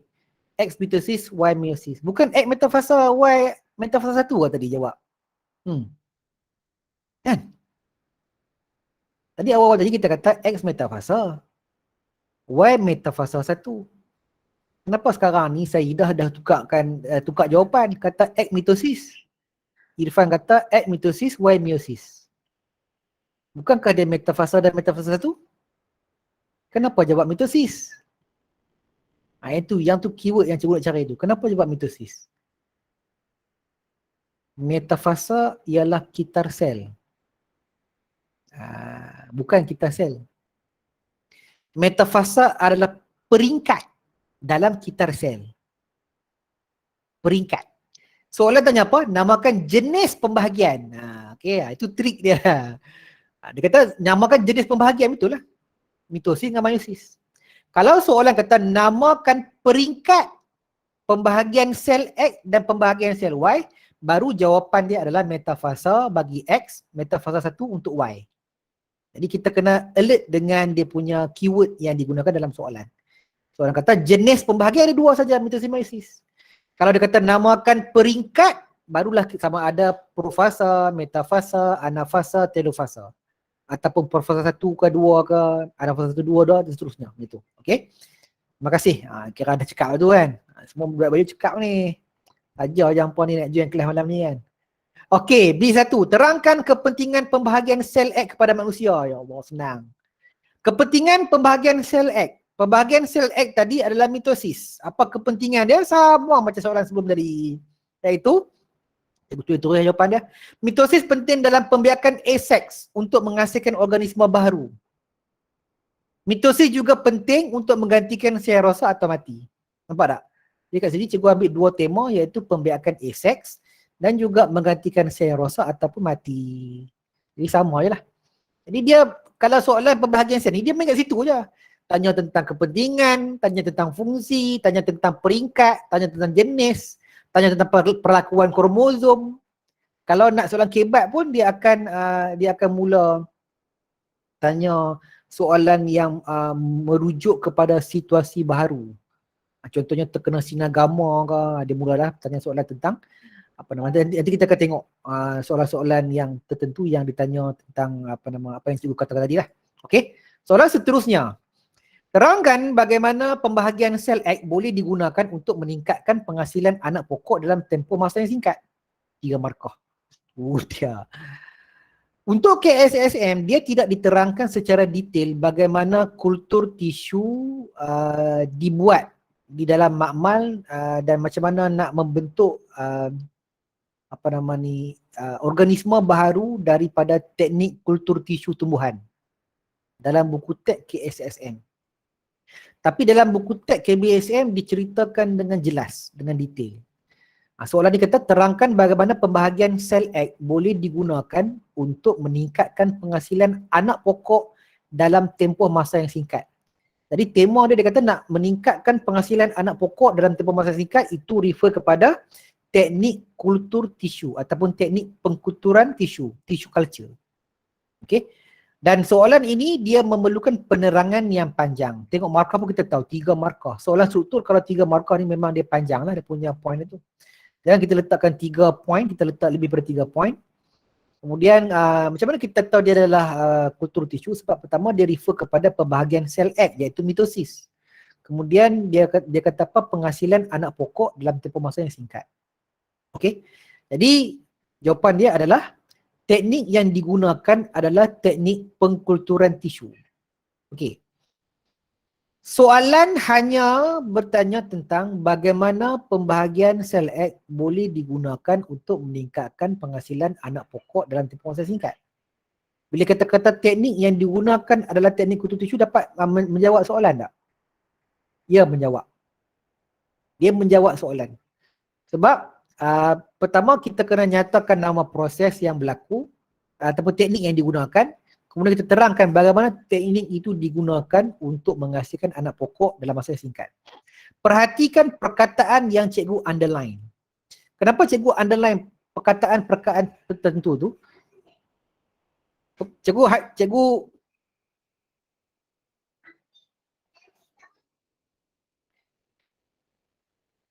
underline perkataan-perkataan itu sebab nak merujuk kepada istilah-istilah yang penting yang kita nak highlight dalam satu-satu ayat.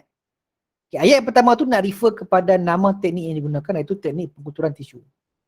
Ayat yang kedua, sebahagian tisu iaitu explant akan diambil daripada induk tumbuhan. Jadi sebelum dibuat teknik pengkulturan tisu, kita akan ambil sebahagian tisu pada tumbuhan dan tisu itu dikenali sebagai explant. Jadi perkataan explant itu adalah keyword, istilah yang memberikan markah. Jadi itu ayat yang nombor 2. Ayat yang ketiga, explant disteril dan dimasukkan ke dalam medium kultur. Medium kultur ni adalah dia medium yang bernutrien. Tujuan dia adalah untuk digunakan oleh tisu tadi itu yang mengandungi sel tumbuhan, supaya sel tumbuhan tadi dia akan bermitosis dengan aktif dengan menggunakan makanan dalam medium kultur tu. Tapi syarat dia, explant tadi mesti disteril. Kenapa dia disteril? Disteril sebab untuk menghilangkan sebarang bakteria ataupun virus ataupun patogen yang berbahaya ada pada tisu tersebut. Tidak, nanti kalau kita tak steril, nanti kita masukkan bakteria pun akan tumbuh sekali dalam medium kultur tu. Itu tujuan dia disteril. Poin yang seterusnya, explant bermitosis membentuk kalus. Proses dia adalah mitosis. Hasil dia ataupun produk dia adalah kalus. Kalus ni dia adalah satu segumpal sel tumbuhan tadi tu yang dia mitosis dia jadi banyak. Tapi kesemua sel ni adalah sel tumbuhan yang sama. Dia belum lagi membentuk xylem, phloem, akar, batang, daun dak. Dia belum ada lagi proses pembezaan ataupun proses pengkhususan untuk membentuk organ tertentu, tak. Jadi dia adalah sel yang sama. Itu adalah kalus. Kalus berkembang membentuk embrio dan anak pokok. Okey. Di sini sama ada kita guna perkataan berkembang ataupun kita kata membeza, differentiate. Boleh juga. Sebab dia membawa benda yang sama lah, sinonim sama. Okey, soalan daripada Eliana Farina. Cikgu, maksud explant tu sejenis tisu ke? Tak. Explant ni dia merujuk kepada tisu yang diambil daripada tumbuhan untuk dibuat teknik kultur tisu. Bukan nama tisu tu explant tak. Kita ambil tisu dalam tumbuhan, biasanya tisu yang aktif membahagi lah. Biasanya tisu meristem dalam sel tumbuhan. Kita takkan guna teknik kultur tisu tu, kita tak ambil xylem ke phloem, tak. Kita mesti ambil sel yang aktif membahagi biasanya lah. Dan sel yang ada nukleus, sebab dia kita nak membiak dalam kultur tisu dengan banyak. Kalau xylem, phloem tu dia dah sel yang telah membeza macam tu. Di explant merujuk kepada tisu yang diambil untuk teknik kultur tisu. Bukan kata nama tisu tu memang nama dia, oh ni explant nama dia, bukan. Diambil tu, itu dinamakan explant. Macam sampel lah, sampel. Okay. Kemudian ayat yang terakhir, anak pokok dipindahkan ke tanah untuk bertumbuh menjadi tumbuhan dewasa. Poin yang terakhir itu adalah poin ekstra, poin tambahan untuk menjawab soalan. Okay. Jadi last sekali, anak pokok yang dihasilkan dalam medium kultur tadi, dia akan dipindahkan ke tanah dan dia akan tumbuh menjadi tumbuhan induk lah, tumbuhan dewasa tadi tu, sama macam induk dia. Jadi itu adalah penerangan untuk teknik kultur tisu. Dalam KSSM tidak diterangkan secara detail sebegini, tapi ini kita faham, ini soalan KBSM yang lama. Tapi kalau nak rujuk macam mana proses teknik kultur tisu tu diterangkan dengan detail, boleh buka buku biologi KBSM. Sekarang ni senang, semua dah jadi PDF. Dulu mana ada PDF, dulu kena cari buku teks fizikal. Sekarang ni banyak dah buku PDF. Search je kat internet, buku biologi tingkatan, ini tajuk tingkatan apa? Tingkatan 4. Pembiakan tingkatan 5. Ni tingkatan 4 bukan pembiakan, pembahagian sel. Tingkatan 4. Biologi tingkatan 4 KBSM. Berlambak PDF. Tengok balik yang tu. Kalau nak refer nak buat study lah. Okay. Ni extra knowledge. Tapi sebenarnya baik juga untuk kita ambil tahu. Sebab apa? Sebab kadang-kadang kalau soalan keluar pun, soalan macam ni yang akan membezakan pelajar yang A+ dengan pelajar yang A. Sebab dia tahu lebih. Okay. Dalam buku teks KSSM, dia bagi surface. Dia nak meningkatkan kita punya rasa ingin tahu. Okey, jadi sebaiknya kita ambil maklum juga macam mana teknik pengkulturan tisu ini berlaku dalam tumbuhan tu. Macam mana dibuat dalam tumbuhan. Okey, seterusnya. Pembahagian sel Y adalah penting dalam pembiakan seks. Sel Y tadi merujuk kepada meiosis. Okey. Pembahagian sel ini memastikan bilangan kromosom dikekalkan dari satu generasi ke generasi yang seterusnya. Terangkan bagaimana ini berlaku. 2 markah. Cikgu ulang soalan. Pembahagian sel Y, kalau kita rujuk balik tadi, dia adalah meiosis. Adalah penting dalam pembiakan seks. Pembahagian sel ini memastikan bilangan kromosom dikekalkan dari satu generasi ke generasi yang seterusnya. Yang ni disebut tentang apa? Disebut tentang kepentingan meiosis. Okay.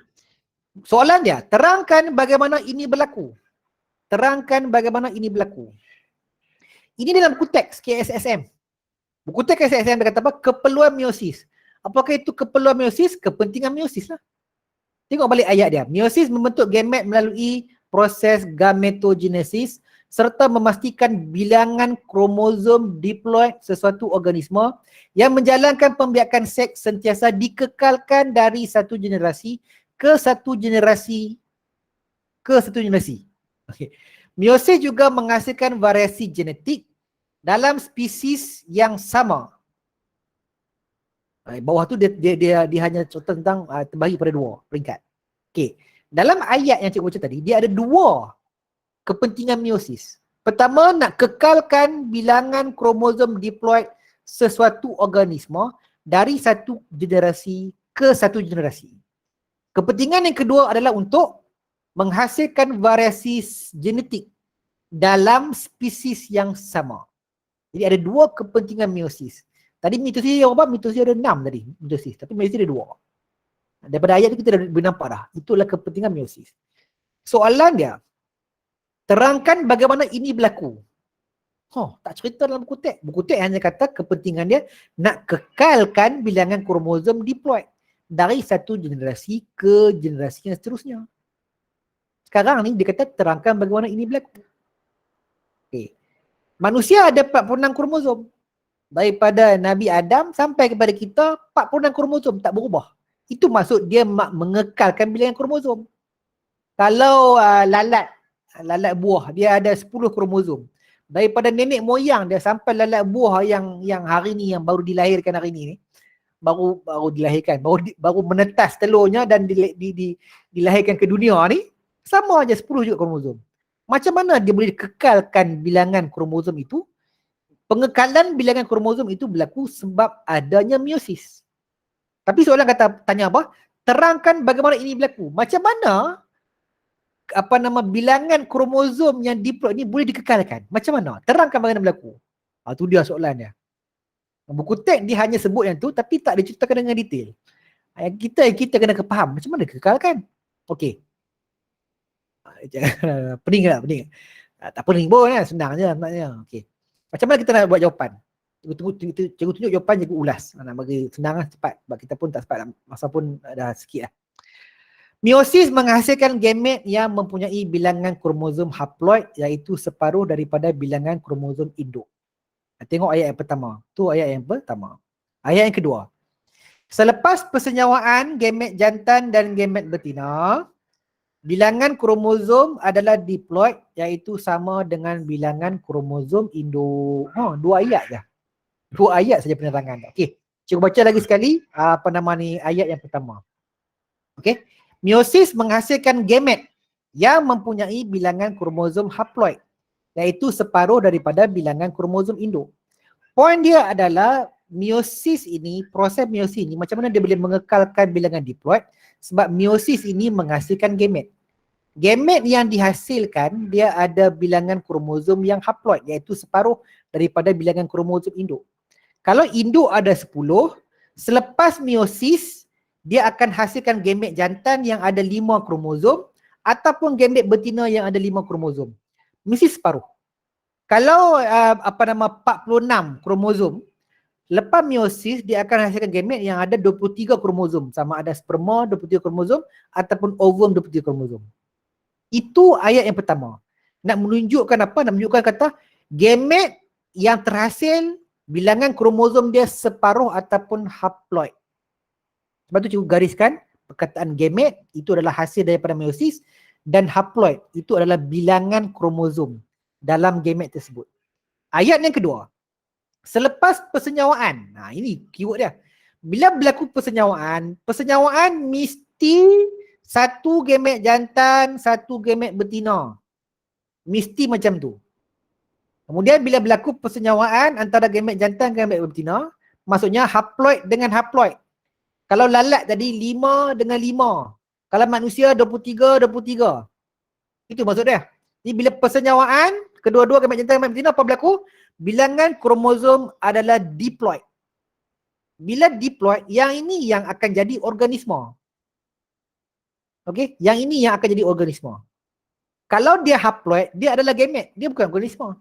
Tapi bila dia berlaku persenyawaan, dia diploid, baru dia jadi organisme. Sebab itu daripada zaman Nabi Adam sampai hari ini, semua manusia normal ada 46 kromosom. Manusia akan hasilkan gamet jantan ataupun gamet betina, iaitu separuh bilangan kromosom. Bila berlaku persenyawaan, dia akan hasilkan zuriat yang ada diploid iaitu 2N iaitu 46. Sebab itu pengekalan itu berlaku. Kalau tak ada meiosis. Kalau tak ada meiosis, apa berlaku? Kalau tak ada meiosis, katakan kekal 46. Gamet yang terhasil pun 46. Mustahil lah. Tapi ni kita kalau. Kalau gamet terhasil 46. Jadi kalau gamet terhasil 46, ada 46 kromosom dalam sperm, ada 46 kromosom dalam ovum. 46 tambah 46, berlaku persenyawaan. Apa yang berlaku? Kromosom yang terhasil akan jadi berapa? 92. Manusia normal 46 kromosom, tiba-tiba dapat zuriat yang anak dia 92 kromosom. Adakah dia manusia? Logiknya tak. Sebab bilangan kromosom dia dah berbeza daripada induk. Dia mesti 46. Sebab itu, adanya meiosis untuk mengekalkan bilangan kromosom yang sama dalam setiap generasi. Daripada generasi dulu sampailah sekarang. Cuma yang berbeza dia akan berlaku variasi lah. Variasi dari segi kandungan genetik. Bilangan kromosom tak. Sama saja. Kecuali dia ada penyakit yang berkaitan dengan bilangan kromosom. Contohnya macam sindrom Down. Itu berlaku mutasi yang menyebabkan bilangan dia berbeza, maka dia akan jadi sindrom. Okey. Jadi itu menjawab soalan itu yang 2 markah. Okey, seterusnya. Bahan karsinogen seperti pewarna makanan boleh menyebabkan sel anak yang terhasil dari pembahagian sel Y mempunyai bilangan kromosom berbeza. Terangkan kejadian ini, 1 markah. Saya ulang soalan. Bahan karsinogen seperti pewarna makanan boleh menyebabkan sel anak yang terhasil dari pembahagian sel Y. Apa dia tu? Meiosis lah. Mempunyai bilangan kromosom berbeza. Terangkan kejadian ini. Ini bermaksud apa ni? Non-disjunction. Dia punya istilah dia? Tak disjungsi. Dia punya kromosom itu tidak terpisah dengan sempurna. Menyebabkan bilangan kromosom dalam gamet berbeza. Sepatutnya dia sekata bila 46 dia akan jadi 23. Sekarang ni bila 46, kalau dalam kes sindrom dia akan jadi 22, satu lagi dia akan jadi 24. Maksudnya satu gamet kurang satu kromosom, satu gamet lebih satu kromosom. Okey, itu yang berlaku lah. Cuma soalan ini dia tanya, dia kata terangkan kejadian ini. Kejadian apa? Kejadian bagaimana sel anak yang terhasil daripada meiosis mempunyai bilangan kromosom yang berbeza disebabkan bahan karsinogen. 3 markah. Banyak tu. Jadi jawapan dia adalah karsinogen boleh memusnahkan gentian gelendung. Keyword dia adalah memusnahkan gentian gelendung daripada terbentuk semasa profasa 1. Dalam kes ni cikgu sebut juga profasa 1. Kemungkinan tak sebut pun tak apa untuk profasa 1, tapi nak bagi melengkapkan ayat tu, sebaiknya kita sebut juga profasa 1. Sebab apa? Sebab kita takut sebab dia dalam ni ada dua fasa yang kita akan cerita. Profasa 1 dengan anafasa 1. Jadi kita nak cerita gentian gelendung yang tak terbentuk itu semasa profasa 1. Kenapa dia tak terbentuk? Sebab dia dimusnahkan oleh bahan karsinogen. Itu poin yang pertama. Poin yang kedua, semasa anafasa 1, ini keyword yang betulnya. Ataupun poin yang penting nombor 2. Semasa anafasa 1, dia berlakunya bilangan kromosom yang berbeza ni dekat anafasa 1 tu. Semasa anafasa 1, kromosom homolog tidak berpisah dan tidak tertarik ke kutub bertentangan. Satu gamet yang terhasil mempunyai lebih kromosom, manakala satu lagi gamet mempunyai kurang kromosom. Okey. Ayat yang pertama cuba baca lagi sekali. Karsinogen boleh memusnahkan gentian gelendung daripada terbentuk semasa profasa 1. Semasa anafasa 1, kromosom homolog tidak berpisah. Perhatikan perkataan kromosom homolog. Kalau kita tulis kromosom tidak berpisah, ataupun kita tulis kromosom, ataupun tulis kromatik kembar tidak berpisah, salah jawapan itu. Kenapa? Sebab soalan dia refer kepada dari pembahagian sel Y. Dia dah awal-awal dia refer kepada meiosis. Jadi untuk jawapan ini wajib tulis kromosom homolog. Tulis kromosom saja salah, tulis kromatik kembar pun salah. Wajib tulis kromosom homolog tidak berpisah. Tidak berpisah ke, tidak terpisah ke, tidak dipisahkan ke, itu bukan tak penting. Itu tidak menjejaskan pemahaman dari segi ayat. Jadi dari segi penggunaan imbuhan tu tak ada masalah pun. Okay? Dan tidak tertarik ke kutub bertentangan. Kadang-kadang orang kata tertarik, saya tertarik kepada dia. Bolehkah dia kata tertarik cikgu? Dalam kes bio ni jangan fikir mendalam sangat dari segi penggunaan bahasa tu. Tertarik, tertekan. tertekan ni itu mesti tertekan keyboard ke ataupun tertekan sebab stres. Tertekan macam mana tu? Jangan terlalu apa nama ni pening dengan penggunaan tu. Dia tak apa nama ni tak efek sangatlah. Tertarik ke, tidak ditarik ke, itu imbuhan itu masih lagi merujuk pada tarik. Pemeriksa pun dia tak kata tertarik. Tertarik ni bukan lirik lagu tu Rafish. Okey, bukan. Jadi tidak tertarik ke kutub bertangan boleh. Tidak tertarik ke, tidak ditarik ke, tidak menarik tadi lah, menarik je pelik pula kan. Tertarik, ditarik boleh. Okey. Tidak tertarik ke kutub bertentangan.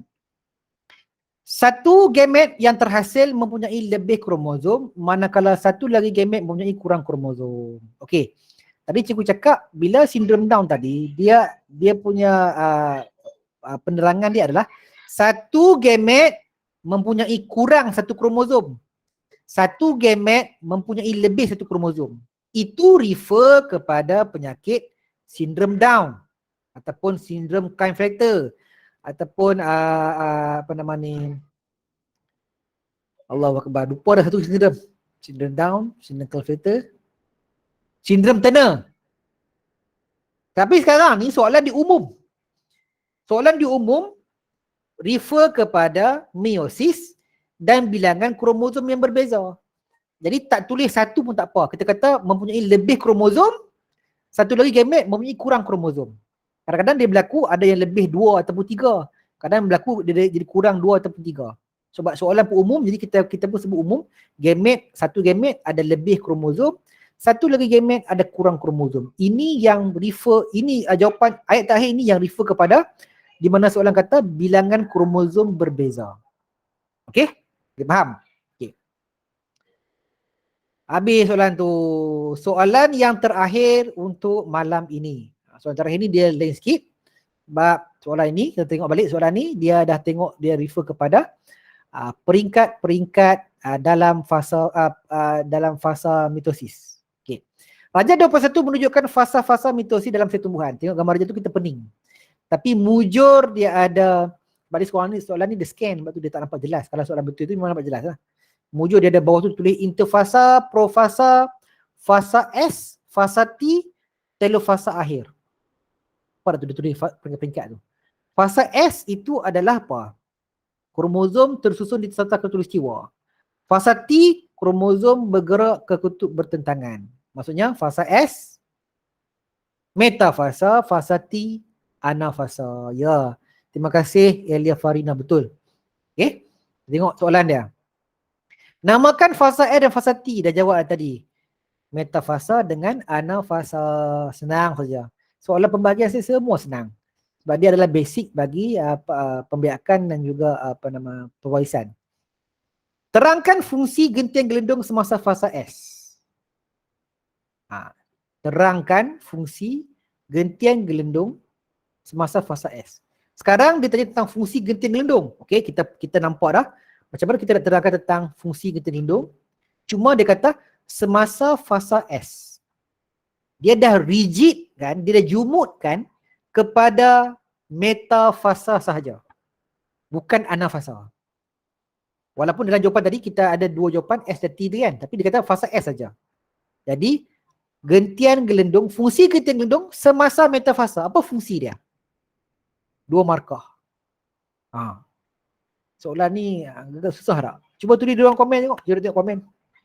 Apa fungsi gentian gelendung semasa metafasa? Gentian gelendung mengecut menyebabkan kromosom ke kutub bertentangan. Terima kasih Irfan Hafiz. Jawapan Irfan itu refer kepada anafasa Irfan. Sebab tu kita kena hati-hati. Soalan ni dia dah rigid, dia dah jumutkan kepada metafasa. Jawapan Irfan itu betul kalau soalan kata semasa fasa T.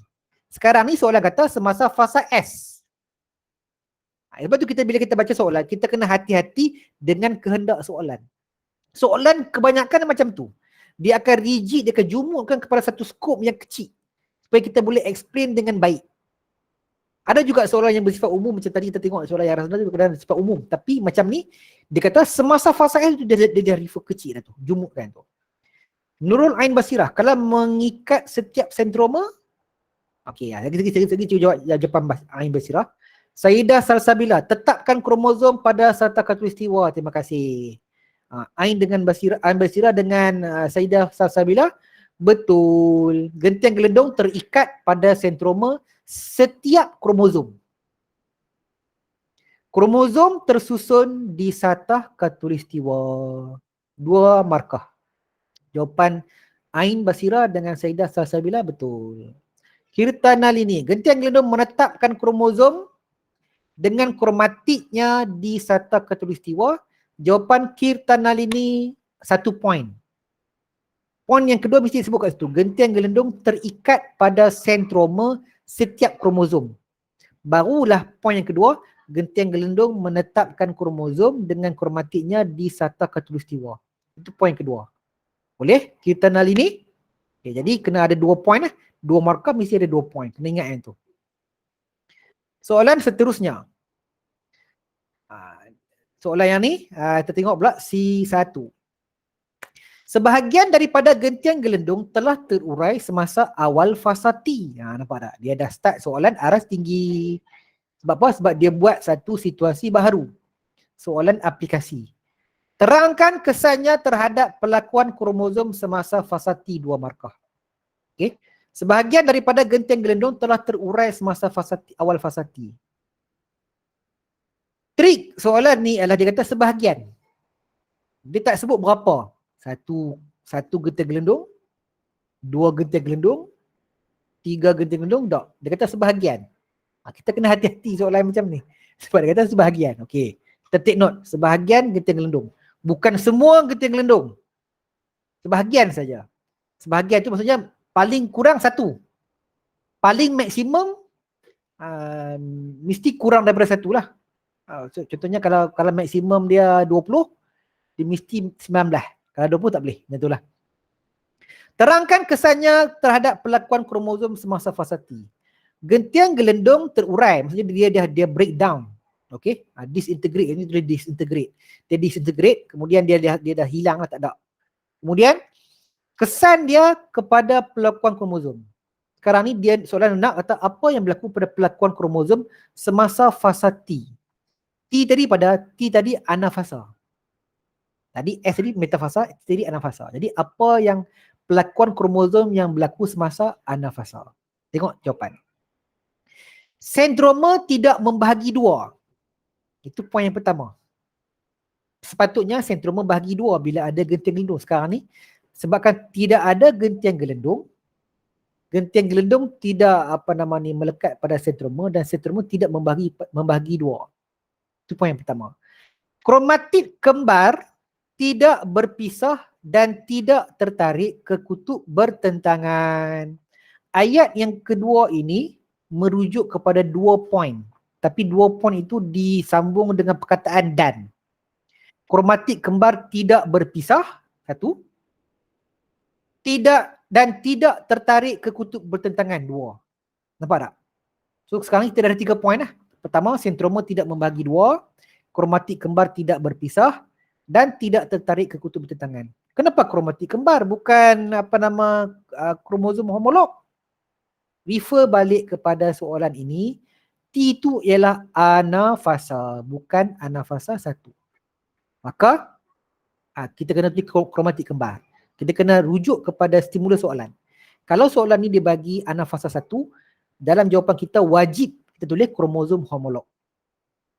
Bila wajib tu maksudnya kalau tulis kromatid kembar salah lah. Tapi dalam kes soalan ni, sebab soalan ni dia kata anafasa, maka wajib tulis kromatid kembar, jangan tulis kromosom homolog. Okey. Ayat yang seterusnya, bilangan kromosom yang bergerak ke kutub bertentangan adalah tidak sekata. Okey. Sebab dia kata sebahagian gentian gelendong telah terurai. Kita tak tahu berapa yang terurai, tak tahu. Mungkin 1, mungkin 2, mungkin lebih. Sekarang ni macam mana kita nak cerita tentang pelakuan kromosom? Jadi bila kita nak cerita tentang pelakuan kromosom, mungkin kita akan kata sel anak yang terbentuk, satu sel anak yang terbentuk ada lebih bilangan kromosom, satu sel anak lagi yang terbentuk ada kurang bilangan kromosom. Macam jawapan tadi tu. Macam jawapan tadi kita kata satu sel anak ada kurang bilangan kromosom, satu sel anak ada lebih bilangan kromosom. Adakah jawapan itu betul? Jawapan itu salah. Tadi jawab betul. Kita berbalik kepada kehendak soalan ini.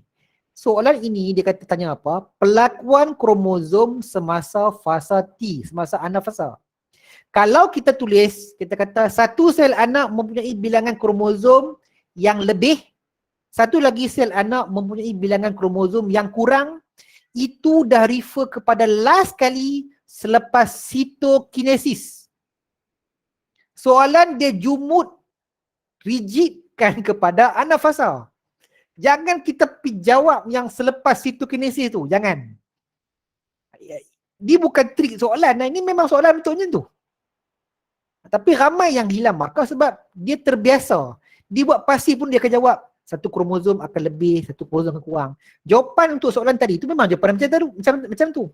Tapi soalan ini, dia kata kesannya terhadap pelakuan kromosom semasa anafasa. Kita fokuskan kita punya fikiran kita anafasa. Apa pelakuan kromosom, chromosomal behavior semasa anafase. Itu sahaja, ini sahaja skop dia. Kalau kita jawab lebih, dia tak ada masalah pun jawab lebih. Kita jawab yang cikgu cakap tadi, satu sel anak kurang satu kromosom, satu sel anak lebih satu kromosom contohnya. Tapi dia tidak menjawab kehendak soalan. Kita rugi masa menjawab, kita rugi jawab pen. Sebab tidak menjawab kehendak soalan. Kita nak jawab dan nak dapat markah. Buat apa jawab benda yang dia tak tanya? Soalan tanya makan dah lagi.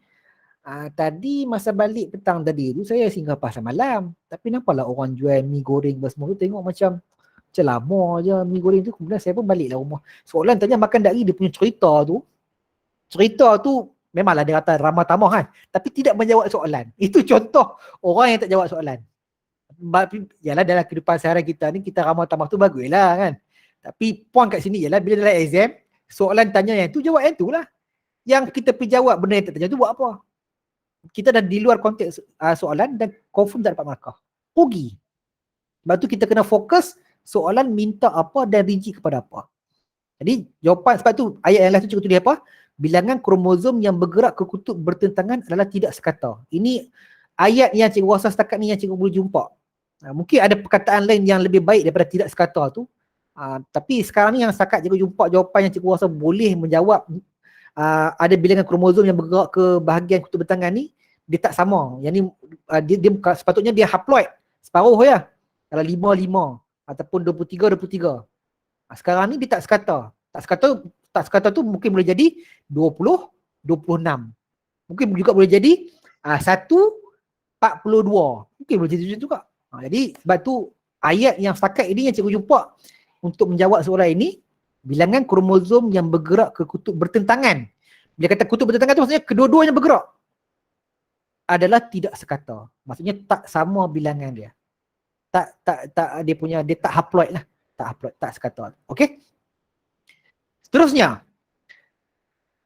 Soalan yang kedua ni. Bilangan kromosom diploid bagi sel tumbuhan itu ialah 10 atau 2n sama dengan 10. Berdasarkan C1, tu dia soalan dia gantung lagi tu. Berdasarkan C1, ramalkan bilangan kromosom di dalam salah satu nukleus yang terbentuk semasa telofasa. Tadi dia kata apa? Dia punya pembahagian kromosom dia tak sekata. Soalan ni dia bagi satu situasi baru. Dia kata katakan ada 10 kromosom ataupun 2n sama dengan 10. Iaitu diploid dia lah. Diploid dia 10.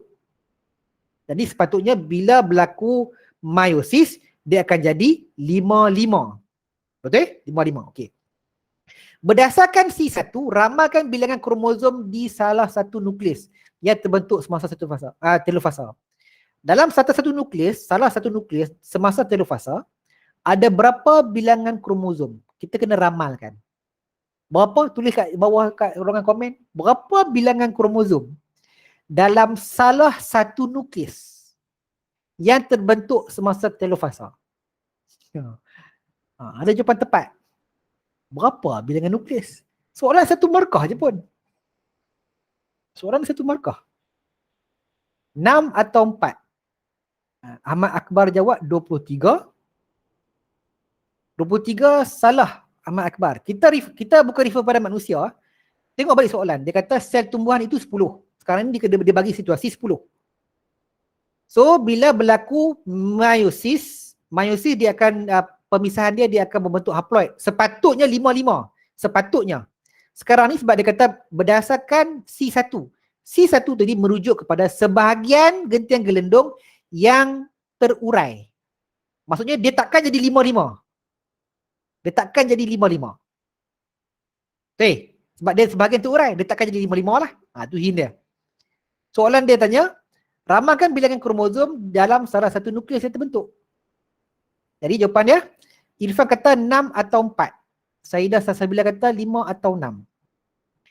Dia tak boleh letak atau. Letak atau salah. Letak atau tu kita bagi dua jawapan. 5 atau 6. 6 atau 4 tu dua jawapan. Letak dua jawapan automatik pangkah prap salah tu. Satu markah aja pun tapi salah tu. Itu dia.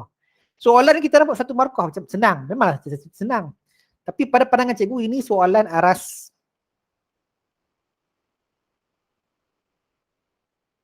Aras tinggi kot mencipta. Tapi satu markah pelik kan. Macam pelik juga. Ini dia macam aras tinggi sikit. Sebab dia kita kena relate banyak benda untuk kita dapat. Okey. Jawapan mesti satu nombor. Sebab apa satu nombor? Berbalik kepada soalan, ramalkan bilangan kromosom di dalam salah satu nukleus. Kalau 10, betul lah Irfan kata 6 atau 4. Jangan jawab 6 atau 4. Jawab satu saja. 6. Kalau jawab tak mau jawab 6, 4. Cukup. Sebab soalan kata di dalam salah satu nukleus. Itu hint dia. Letak dua jawapan, letak atau ke dan ke, salah. Saidah Salsabila kata 6, betul? Adriana Natasha kata 4, betul? Satu nombor saja. Kat sini cikgu letak jawab apa? 1. Betul tak 1? Betul. Sekarang ni, daripada, dia ada 10 nukleus. So 10, kita tahu kebarangkalian dia apa? Sama ada, sepatutnya dia 5-5. Sebab haploid.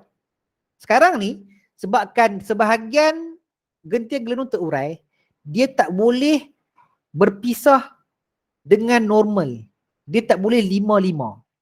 Jadi kebarangkalian dia sama ada 1, 9, 2, 8, 3, 7, 4, 6, 6, 4. Boleh. 2N kan. 6, 4, 7, 3, 8, 2, 9, 1. Dia tak boleh 0, 10 tak boleh. Macam tu. Jadi nombor yang tak boleh ialah 0, nombor 5 tak boleh sebab sebahagian tu, kalau 5 jadi 5-5 lah, tak boleh lah. Nombor 0, nombor 5, nombor 10. Yang tak boleh. Yang ni boleh. Jadi 1, 2, 3, 4, 6, 7, 8, 9. Boleh. Sebab apa? 2N adalah 10. Dia faham? Nampak tak? Soalan satu markah tapi tu dia, ya Allah punya ni. Okey, masa tidak mengizinkan, cikgu akan cepatkan. Ini soalan terakhir. Raja 22 menunjukkan teknik kultur tisu dalam pengklonan tumbuhan. Kita tengok dah kat situ. Tumbuhan diambil daripada tumbuhan induk dan diletakkan ke atas medium pertumbuhan. Kalus terbentuk selepas beberapa hari. Nampak tak kalus tu? Kemudian kalus dipotong dan diletakkan ke atas medium pertumbuhan yang lain. Anak pokok berkembang dan tumbuh selepas beberapa minggu.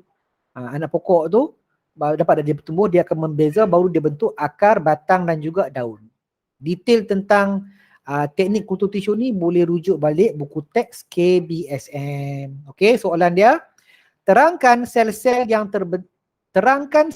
yang membentuk kalus seperti Raja 2.2. Tengok Raja 2.2 tadi, kalus terbentuk daripada tisu tumbuhan yang dikenali sebagai explant. Ingat balik tadi, explant tu akan disteril dan akan diletakkan dalam medium kultur. Kemudian berlaku mitosis. Sel-sel yang terbentuk adalah sel-sel yang tidak membeza ataupun dia tak berlaku differentiation. Itu adalah kalus. Jadi penerangan ni pendek saja, 2 markah kat situ. Tisu explant menjalani proses mitosis menghasilkan sel baru yang tidak membeza. Tisu explant yang pertama 1 markah, menjalani proses mitosis, markah yang kedua nama proses. Hasil dia apa dia? Menghasilkan tisu baru yang tidak membeza.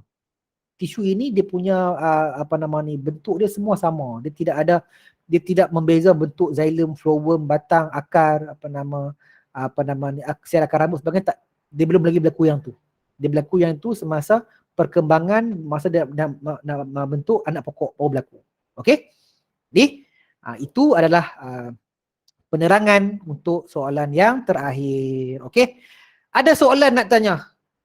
Walaupun kita dah terlebih masa selama 6 minit, tapi cikgu buka juga soalan. Jika ada soalan nak bertanya, boleh tanya di ruangan komen. Boleh tak ada soalan Senang kan? Senang kan? Tajuk ni mah senang. Tapi cikgu ambil juga sebab kita nak bincang kehendak soalan. Okey. Tak ada soalan Alhamdulillah, kalau tak ada soalan, alhamdulillah kita dah tamatkan kita punya kelas bimbingan perdana pada malam ini. Jika ada sebarang soalan selepas ini berkaitan dengan biologi SPM, boleh tanya di ruangan di dalam grup tips biologi SPM. Cikgu letakkan link di bahagian komen itu. https:/t.me/tips biology SPM group. Okey. Kita tanya dalam grup tersebut jika ada sebarang soalan berkaitan dengan biologi SPM. Okey. Kalau cikgu tak sempat jawab pun, sekurang-kurangnya ada cikgu lain yang sudi menjawab soalan yang dikemukakan oleh para pelajar. Okey. Jadi minggu depan kita dah mula kelas bersemuka bagi pelajar tingkatan 5 secara penggiliran. Di minggu ni terakhir untuk PDPR. Jadi cikgu harapkan para pelajar yang bersungguh-sungguh belajar semasa PDPR, cikgu pasti walaupun ada yang tidak join kelas PDPR, tapi dia bersungguh untuk join. Walaupun dia mungkin menghadapi pelbagai cabaran dan halangan, cikgu doakan kesungguhan itu dibalas oleh Allah Subhanahu Wa Taala dalam bentuk rizak dia SPM nanti. Okay? Kita tak boleh pukul sama rata kata semua pelajar yang tak join tu malas join. Tapi sekurang-kurangnya yang betul-betul bersungguh untuk join. Allah tahu usaha kita bersungguh untuk join. Cikgu doakan supaya kesungguhan itu dibalas, diganjar sewaktu dalam SPM nanti, insyaAllah. Sebab pengorbanan kita takkan sia-sia lah. Okay? Percaya yang itu je. Kalau kita tak terima ganjaran ataupun balasan di dunia, ganjaran ataupun balasan itu kita akan dapat di akhirat nanti. Jadi kita untung 2 kali. Okay? Untung 2 kali. Kat dunia pun untung, ke akhirat pun kita untung. Okey, sama-sama semua yang sudi join pada malam ini, terima kasih banyak kerana sudi bersama cikgu daripada awal sehingga tamat kelas bimbingan perdana. Ini kelas yang kedua yang cikgu adakan untuk malam ini. Dan kelas terakhir lah bagi cikgu. Semua orang 2 kali saja. Jadi kita jumpa lagi di lain kali, insyaAllah, jika panjang umur dan murah rezeki, ada peluang dan sebagainya, mungkin berjumpa di tempat lain atau di mana-mana, atau utama apa-apa program biologi di peringkat negeri lah di Pulau Pinang, JPM Pulau Pinang sendiri, insyaAllah. Itu saja dari cikgu untuk malam ini. Yang baik itu datang daripada Allah SWT, yang buruk itu datang daripada kelemahan dari cikgu sendiri. Cikgu sudahi dengan wabillahi taufiq wal hidayah. Wassalamualaikum warahmatullahi wabarakatuh dan salam sejahtera. Okey, sama-sama semua. Bye-bye. Bye.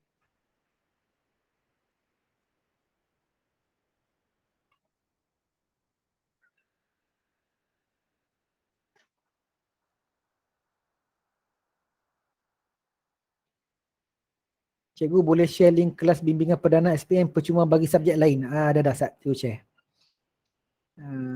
JPN ada dia letakkan link tu. Okey. Cikgu share Copy link. Okey. Cikgu share juga dalam grup Telegram.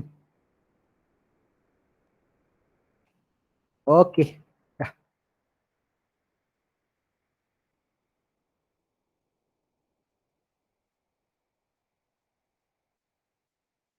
Okey, terima kasih semua. Terima kasih pegawai teknikal untuk malam ini. Jadi saya undur dulu. Assalamualaikum warahmatullahi wabarakatuh.